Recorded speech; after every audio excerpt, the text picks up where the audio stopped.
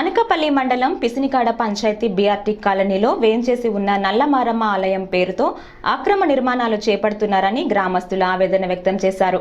ఆదివారం నల్లమారమ్మ గుడి ఆవరణలో ఏర్పాటు చేసిన మీడియా సమావేశంలో ఆ స్థలానికి చెందిన భూ యజమానులు, గ్రామ నాయకులు బుద్ధ సత్యనారాయణ, బుద్ధ ప్రవీణ్ కుమార్, గ్రామ ఉప సర్పంచ్ బెజవాడ చంద్రకళ, గ్రామ నాయకులు బెజవాడ అనకాపల్లి మండలం పిసినికాడ పంచాయతీ బీఆర్టీ కాలనీ ఉన్నటువంటి నర్మలం గుడి దగ్గర ఈరోజు ప్రెస్ మీట్ పెట్టి ప్రజలందరి ముందుకి రావడం జరిగింది.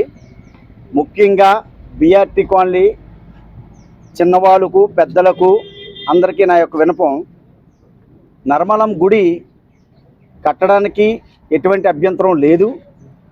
నా సహాయ సహకార్యాలు ఖచ్చితంగా ఉంటాయి. ఎందుకంటే గుడి మీ అంతా ఒక సెంటు కోసం ఆలోచిస్తున్నారు. గుడి అంతా కలిపి సెంటు లోపం ఉంటుంది. నేను 2-3 సెంట్లలో అద్భుతంగా కట్టాలని మంచి ఆలోచనతో ఉన్నాను. అయితే ముఖ్యంగా ప్రతి ఒక్కరూ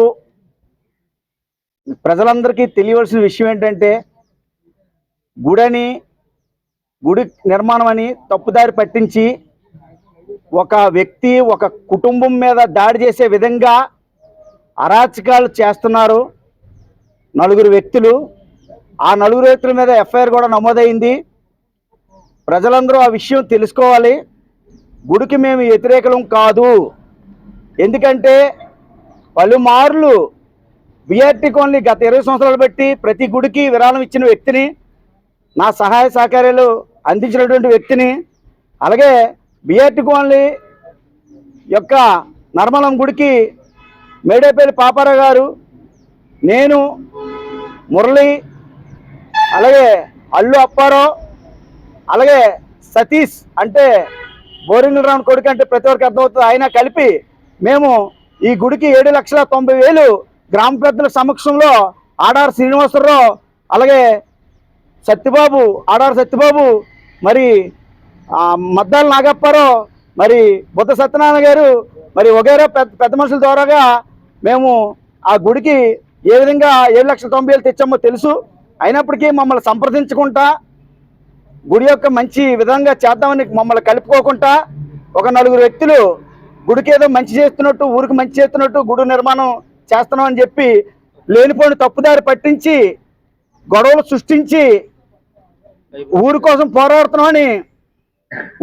పోరాడుతున్నామని జనాలను నమ్మించి మా మీద దాడులు చేయించడానికి చూస్తున్నారు.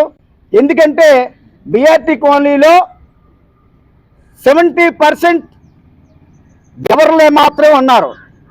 రోడ్డుకి ఇబ్బంది కలుగుతుందనే ఉద్దేశంతో ఆయన అక్రమ కట్టడాలు తొలగించాలని ఇచ్చిన ఆ స్ఫూర్తి నన్ను ఎంతో, నాలో స్ఫూర్తిని, ఉద్వేగాన్ని రగిలించింది. దానివల్ల నేను కొత్తూరు, పిసినికాడ, అలాగే ఇక్కడ సత్యనారాయణపురం పంచాయతీలకు సంబంధించి R&B పరిధిలో ఎన్ని అక్రమ కట్టడాలు ఉన్నాయి, ఎవరెవరు ఎంత ఆక్రమించారో నివేదిక ఇమ్మడంతో పాటు ఆ అన్ని తొలగించాల్సిందిగా అధికారులకు నేను కూడా పెట్టడం జరిగింది. ఆ అన్ని ఎప్పుడు తొలగిస్తారో నాకు తెలియదు. కానీ వీళ్ళు లెటర్ పెట్టిన ఒక్క రోజులోనే ఎంతమంది మా కట్టడాలని తొలగించమని, లేదా అక్రమంగా ఉన్న కట్టడాలు తొలగించమని, వాళ్ళ కట్టింది తొలగించమని, అసలు అక్రమంగా ఏది ఉందో ఏది లేకుండా ఉందో తెలియకుండా నివేదికలు ఇచ్చారు కదా. మాదైతే పక్కాగా జరాతీలో ఉంది, మావన్నీ కూడా జరాతీలో ఉన్నాయి. దానికి కోర్టు ఆర్డర్ ఉంది. నెక్స్ట్ మాకు స్టే ఆర్డర్ కూడా వచ్చేసింది. ఓపెన్ గా మీడియాలో పబ్లిక్ ఎంత చెప్తున్నా, స్టే ఆర్డర్ కూడా వచ్చింది. అంటే స్టే ఆర్డర్ వచ్చే కూడా కన్స్ట్రక్షన్ చేస్తే అది ఎంత నేరమో మీ అందరికీ తెలిసిందే.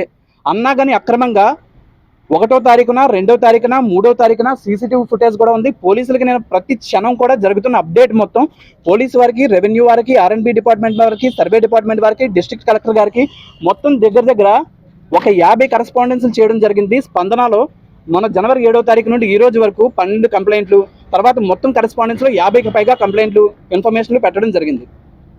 అంటే నేను చేసేది ప్రతిదీ చేస్తూనే ఉన్నారు. వాళ్ళు మాత్రం అక్రమంగా కట్టడం ఏమాత్రం ఆపలేదు. పోలీసులు వచ్చి హెచ్చరించినా కూడా వాళ్ళ వేలో వాళ్ళు వెళ్ళిపోతూ దౌర్జన్యంగా, అక్రమంగా, రౌడీజంగా చెలరేగిపోతున్నారు.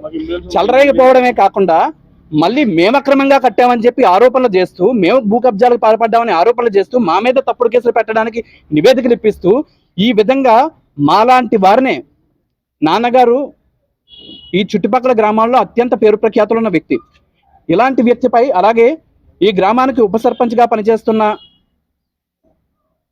బెజవాడ చంద్రకళ గారి భర్త అయిన మస్తాన్ గారి మీద అత్యంత గౌరవంగా ఉండే వీళ్ళ మీద తప్పుడు కేసులు బనాయించడం జరిగింది. ఎటువంటి ప్రూఫ్లు లేకుండా, సరైన విధానం లేకుండా.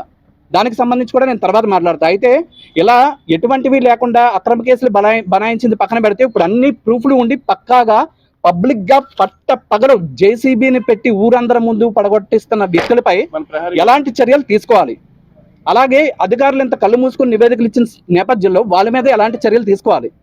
మమ్మల్ని రాచి రంపాన పెట్టి అన్ని విధాల చిత్రహింసలు పెట్టి మా తాతయ్య గారికి 91 ఏళ్ళు ఆయన చావు బతుకుల మధ్య ఉంటే మేము ఇలాంటి అన్ని తట్టుకోలేక మేము అక్కడికి ఇక్కడికి తిరుగుతూ రాత్రులు నిద్రలు లేకుండా భయభ్రాంతులకు గురవుతూ ఇంట్లో ఆడవాళ్ళు ఇబ్బంది పడుతూ కంటి మీద కునుకు లేకుండా ప్రతి అధికారి దగ్గరికి తిరగాల్సి వస్తుంది.